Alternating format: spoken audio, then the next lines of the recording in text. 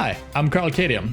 I've been working on this game in UnrealEngine 5 for the last couple of months. It is far from finished, but I'm pretty happy with the results so far.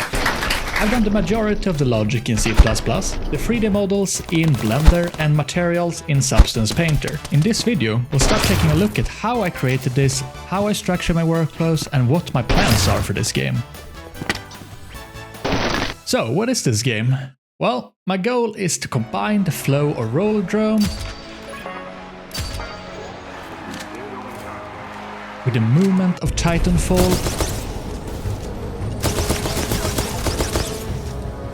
and the clean aesthetics of Mirror's Edge, mixing them all together and adding some extra spice into what I call a parkour trick shooter.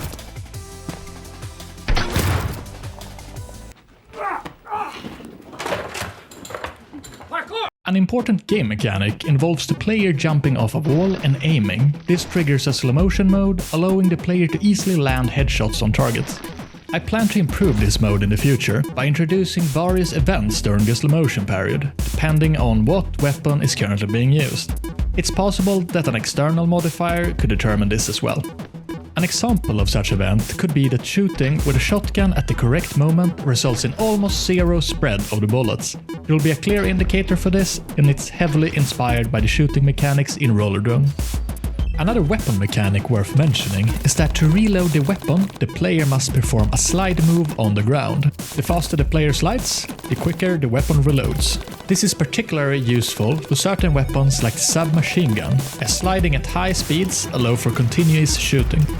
It will be too much for me to go in depth on how I've implemented all of these features and define my workflows all in one video. So I'm planning on making a devlog series for the project and gradually show how I set things up and show off new features that I add to the game. And probably create a roadmap and a playable demo at some point. So if you're interested in seeing more, please subscribe, and also if you like this content, throw in a like, as it helps me with the YouTube algorithm. I do have previous game dev experience from other projects and coding experience, including C++, from working as a software developer. So everything always works out on the first attempt, and progress is always fun and linear. No, France, Don't, little still mustache. not the answer. Little mustache. Don't answer, man. Say something. Something else. No, stop saying you said that already. Don't. Good night, everybody. Thanks for joining us here on Family Fight. Take care. Okay, maybe not, but it's fun to finally see the game in a somewhat playable state. When I work on a project like this, I find defining workflows to be very important. I use Notion as a database for all my processes. This allows me to reliably recreate and optimize the way I do things in my project. And this involves everything from coding to modeling. There's been so much work to get the movement to feel just right. Except for the actual movement code, things like player arms and camera shakes also play a big role in the look and feel of the movement. I won't go in depth on how the player arms are set up in this video, but all player animations and how the weapon is held are procedural and uses inverse kinematics. The animation logic is done both in an animation blueprint and in a custom animation instance C++ class. Nice. The player movement system is running a finite state machine from a custom advanced movement component defined in C++.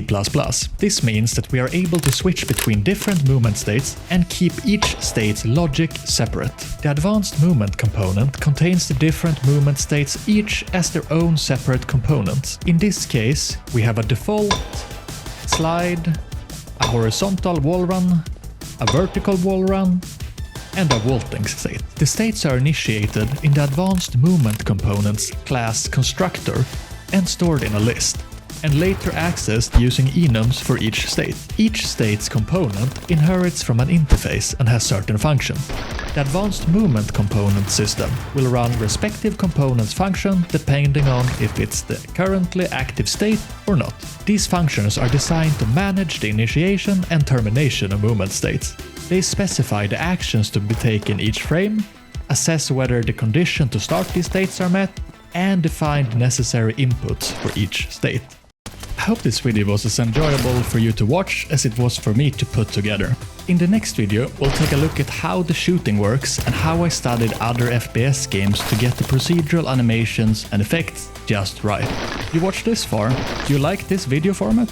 Is there anything you would like me to focus more on? please let me know in the comments below. And again, remember to hit subscribe so that you don't miss the next video, and please like this video to help grow the channel. See you in the next one.